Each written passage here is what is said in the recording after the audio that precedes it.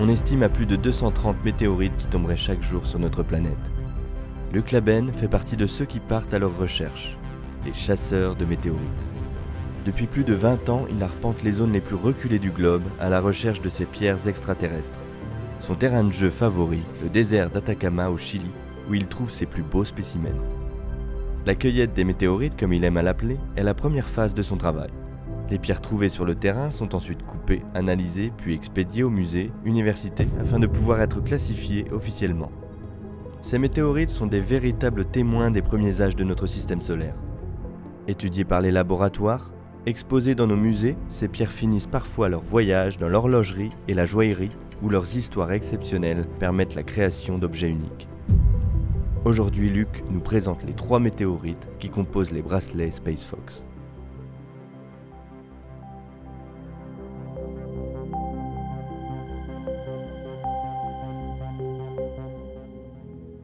Donc pour commencer, dans le monde des météorites, cette magnifique météorite ferreuse. Alors quand on dit ferreuse, c'est pas composé uniquement de fer, c'est composé de fer et de nickel. On a l'impression qu'elle est comme gravée. En fait, c'est tout à fait naturel, ce que l'on voit. C'est le métal qui a cristallisé. Parce que le métal, pour qu'il cristallise et fasse ses structures, il faut que ce soit à peu près quelques degrés par million d'années de refroidissement. Autrement dit, c'est pas une question, la chimie n'est pas très complexe, mais c'est plutôt, on n'est pas assez patient sur Terre d'attendre des millions d'années pour refroidir et que ça cristallise de cette manière-là. Mais son âge, la matière, a 4 milliards et demi d'années. 4 milliards 560 millions d'années exactement, c'est la formation du système solaire. Et quand on a ça dans la main, on a quoi? On a un morceau d'astéroïde. Donc, pour avoir un cœur métallique sur un astéroïde, il faut un astéroïde qui fait au moins 100 km de diamètre. Plus de 100 km de diamètre, par gravité, vous avez un noyau qui s'est formé au milieu de l'astéroïde. Et c'est ce noyau qui a été mis à nu par des impacts dans l'espace au cours de l'histoire de cet astéroïde, qui fait que le noyau mis à nu a fait des blocs. Et ces blocs, lorsqu'ils tombent sur Terre, deviennent des météorites. Et quand on les coupe et on les prépare bien, on a ces structures qui sont absolument magnifiques et qui sont la signature d'une météorite. Alors cette météorite s'appelle Muonionalista, elle a un nom assez imprononçable, découverte en Suède, dans le nord de la Suède, par-delà le cercle polaire en plus. L'histoire de cette météorite, dans les années 70, en faisant une route, en fait, un bulldozer qui a sorti un bloc métallique. Et puis, il y avait des concasseurs aussi qui profitaient de concasser les pierres. Et le concasseur s'est coincé. Donc, la personne qui travaillait a sorti du concasseur. Ce qui coinçait, c'était un bloc de fer qui faisait quelques kilos. Et du coup, voilà, rapidement, est venue l'idée que ça pouvait être une météorite. Ça a été analysé, déclaré. Tout ça, il y a quand même pas mal d'années. Et puis, c'est un Suédois qui est retourné sur le site, qui a lu cette information, qui a acheté un détecteur de métaux, qui s'est rendu sur place, il a su à peu près où c'était arrivé ce phénomène-là. Et il a commencé à trouver des blocs. Et donc là, ça a fait un peu une espèce de ruée vers l'or dans le milieu, parce que quand on a compris que non seulement il y avait des météorites à cet endroit, mais qu'il y en avait beaucoup, et beaucoup de monde à chercher. Ces météorites, c'est vraiment des très grandes beautés quand on les coupe en tranches comme ça, ce sont vraiment des joyaux.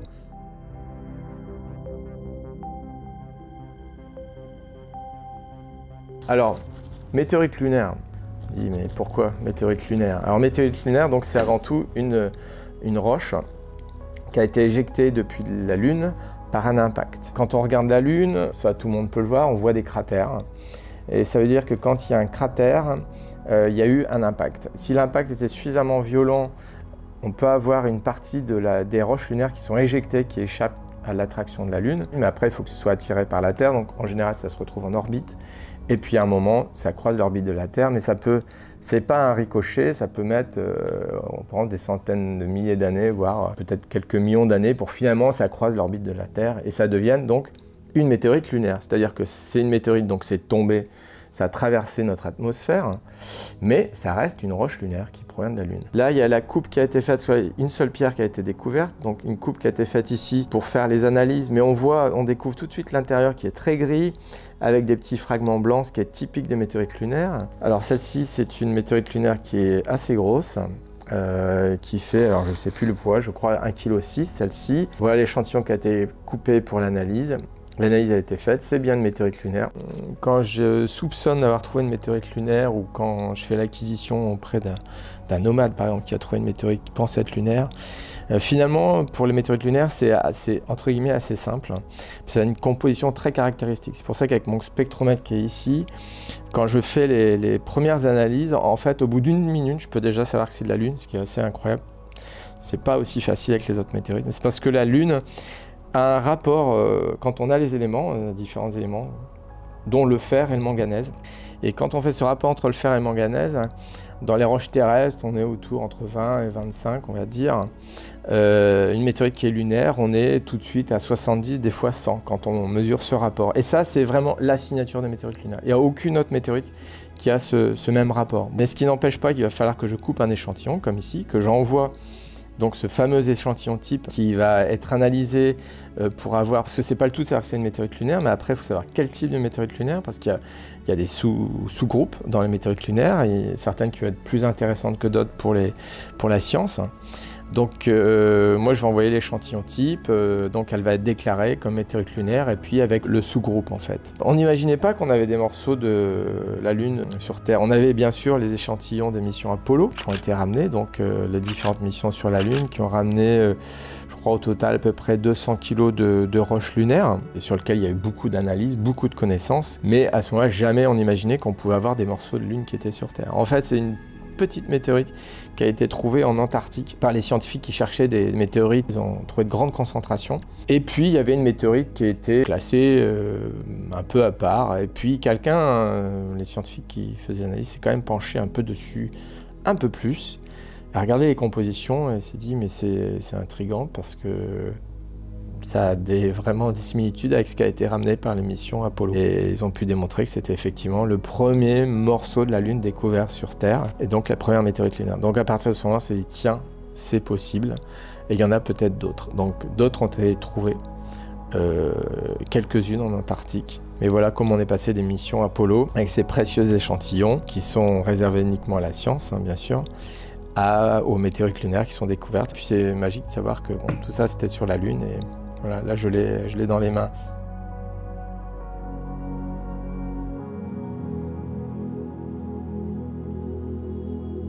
Alors, concernant les météorites martiennes, alors déjà c'est un petit peu le même principe que pour la Lune, si ce n'est que quand on regarde Mars à l'œil nu, c'est un petit point brillant, à la limite un peu rougeoyant. Mais on a de très belles images de Mars où on voit qu'il y a beaucoup de cratères sur Mars. Et qui dit cratère dit gros impact, et si l'impact est suffisamment important, on peut avoir une partie des roches martiennes qui sont éjectées.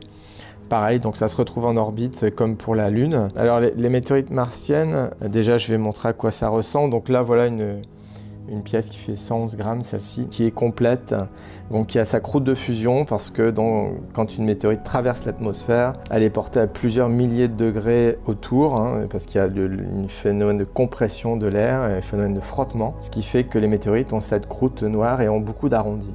Celle-ci, donc il y a un échantillon qui a été prélevé là encore pour l'analyse, la certification, comme quoi donc on a bien vérifié, c'est bien de Mars. Et on remarque des textures un peu verdâtres avec des lignes sombres. Et les lignes sombres correspondent à il y a des minéraux qui sont sombres, mais il y a aussi ce qu'on appelle des veines de choc. C'est-à-dire que le choc a été tellement important sur Mars pour l'éjecter de la surface de Mars. La taille minimale d'un cratère pour qu'il y ait suffisamment d'énergie pour qu'une partie de la croûte martienne soit éjectée, c'est 5 km. Donc autrement dit, c'est des impacts majeurs qui souvent peuvent fondre complètement les roches, voire les fondre en partie. Et donc ces veines sont des veines de choc, c'est-à-dire qu'au moment où le choc était tellement important, c'est-à-dire au moment où ça a été éjecté de la surface de Mars, il y a des phénomènes de glissement, la roche était fracturée avec des minéraux fondus qui s'injectent, et tout ça se retrouve figé bien sûr dans cette météorite quand elle arrive sur Terre. Donc il y a beaucoup d'informations à retirer de ces météorites. Il y a même, c'est tout petit, hein, moi je vois à l'œil mais il faut grossir, on voit des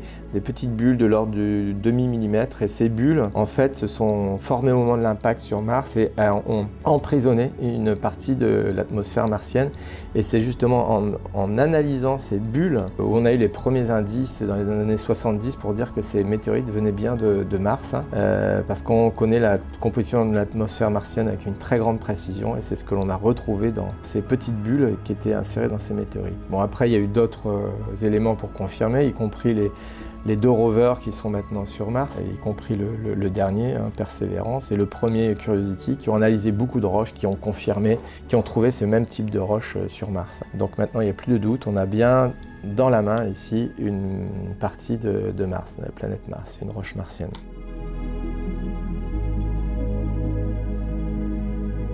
Les autres éléments pour dire que ça vient de Mars, en dehors de ces petites bulles qui ont la composition de Mars, c'est la composition chimique de la roche qui est très particulière, qui n'a pas d'équivalent terrestre, où il y a toujours des petites différences. Et surtout, un des gros éléments, c'est ce qu'on appelle la composition isotopique, les isotopes de l'oxygène, où en fait les isotopes de l'oxygène permettent de, on va dire, au niveau de la formation du système solaire, il y a des réservoirs, on appelle ça des réservoirs, qui vont avoir des compositions différentes quand on regarde l'oxygène. Ça permet vraiment de catégoriser les météorites et donner un peu leur zone de formation. Donc ça vient de très très loin et je trouve ça toujours très émouvant, d'autant plus quand on voit la fascination que Mars exerce sur l'homme avec un grand H depuis toujours. Mais surtout et avant tout, elles sont très prisées par les scientifiques parce que évidemment c'est très compliqué d'aller déjà sur Mars, d'en revenir, ramener des échantillons, ça n'a jamais été fait, même si c'est un projet qui est en cours avec Persévérance. Donc on a déjà des roches martiennes sur lesquelles les scientifiques travaillent beaucoup. Pour comprendre la formation de Mars, son histoire, un peu le parallèle avec la Terre, et bien sûr derrière, est-ce qu'il y a eu de la vie à un moment sur Mars? En tout cas, est-ce qu'il y a eu les conditions déjà nécessaires pour la vie? Est-ce qu'il y a eu quelque part de la vie? Il y a une partie des réponses dans ces roches.